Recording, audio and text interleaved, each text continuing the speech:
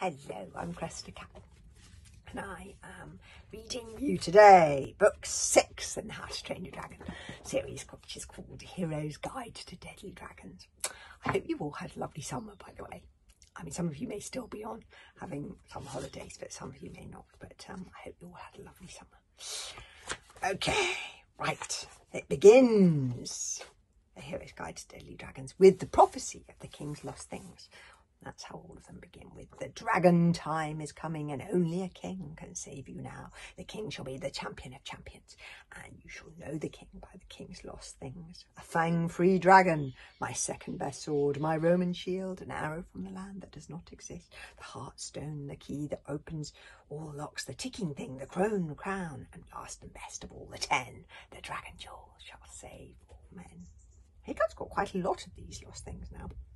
He's got the fang-free dragon, he's got the second best sword, he's got the Roman shield, the arrow, the heartstone. I think that's all he's got so far. Okay, so this one, it begins with Hiccup. Often they do begin with this, with Hiccup looking back when he's an old man. And he starts like this. Once there were dragons. Imagine a time of dragons, some larger than mountain size, slumbering in the depths of the ocean, some smaller than your fingernail, hopping through the heather. Imagine a time of Viking heroes in which men were men and women were men, sort of men too, and even some little babies had chest hair. And now imagine that you were a boy called Hiccup Horrendous Haddock the Bird. You were 12 years old and not yet working out to be the kind of hero his father would have liked him to be. That boy, of course, was really me. But the boy I was then seems so far away to me now that I shall tell this story almost as if he were a stranger. So imagine, instead of being me, this stranger, this hero in waiting, is you. You are small, you have red hair, you don't realise it yet, but you're about to set out on the most alarming episode of your life so far. When you're an old man like me, you will call it how not to celebrate your birthday, and even at this distance in time it will cause your old wrinkled arms to prickle with goosebumps as you remember the perils and dangers of that terrible adventure. Chapter 1 is called An Odd Way to Spend Your Birthday.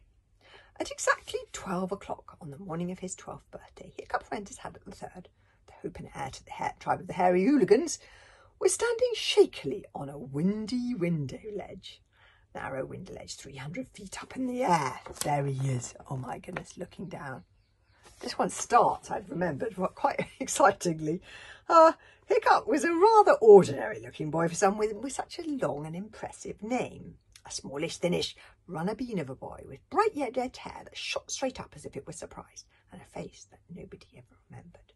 His knees were wobbling as he flattened himself against the wall. The window ledge that he was perching on belonged to a castle of terrifying size and spookiness, which sprawled like a monster on top of the gull-shrieking cliffs of the little Isle of Forget. Although this castle was known as the Meathead Public Library, it was not in fact open to the general public. This was back in Viking times when books were considered a highly dangerous civilising influence. So they were rounded up and locked up in the library under heavy armed guard. Entry to the library was strictly by invitation only, and Hiccup had not been invited, which was why he was 300 feet up in the air and about to sneak in through an upstairs window. What he was making here was definitely a surprise visit. He really did not want anyone to know he was there. As Hiccup looked down, and he was trying very hard not to, he could see the tiny figures of hundreds of meathead warrior guards moving around the courtyard below, the sun glinting wickedly on their metal-tipped north bows and their driller dragons on long chains beside them. Hiccup knew that they only had to look up, and they would have no hesitation at all in shooting on sight. Hiccup swallowed hard. He was nerving himself up to climb through the broken window and into the library. But he didn't really want to do this either. Who knew what could be hidden in that maze of rooms, a labyrinth so large that you could get lost in there for weeks without anyone finding you?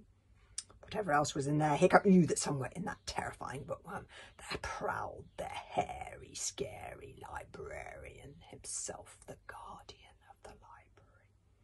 Master swordsman, mathematical genius, an all-round scary individual, the hairy, scary librarian. showed no mercy to intruders. Hiccup had heard him at gatherings of the tribes boasting of how he'd finished off foolish warriors who dared to try and find out the library secrets with one slash of his swords, which he called his heart slicers. I crooks them with me heart slicers, he would whisper, with a far-right flickering on his undead eyes. I unzips them from their goggle screens to their grub washers, and then he would make a nasty swiping motion from his throat down to his belly button. Serves them right. Nobody borrows books from my library and lives to tell the tale. And if the very scary librarian was scary enough on a social occasion when you were sitting down at a cosy campfire with the rest of the tribe all comfortably settled around you, how much scarier still was he be when he was doing his business, lurking like a spider around every corner of his spooky library with his heart slicers at the ready. Particularly when, like Hiccup, you would come to the library not just to stroll about, but to actually steal one of the precious books and take it home with you. At that moment, a small wild dragon happened to fly past the spot where Hiccup was perching. Hiccup followed it automatically with his eyes. Lesser spotted squirrel serpent, Hiccup said to himself, and as the little dragon soared, feeling careless, with nothing to do and nowhere to go, into the bright blue sky, Hiccup thought to himself, "What am I doing? This is my birthday, for Thor's sake. I should be sitting at home. Oh, I should be sitting at home enjoying myself instead of risking my neck 300 feet up a library of doom. Why am I doing this? How did I get myself into this mess in the first place? Nothing could possibly be worse than this." You should never really say that in my stories because it generally ends up getting worse.